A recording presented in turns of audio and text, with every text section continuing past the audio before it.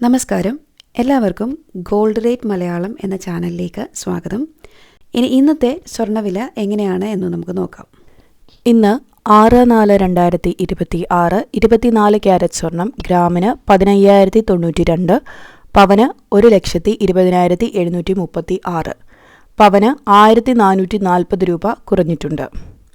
22 carrot സ്വർണം ഗ്രാമിന് 13,670 രൂപ, പവന് 1,09,360 രൂപ, പവന് 1,320 രൂപ കുറഞ്ഞിട്ടുണ്ട്.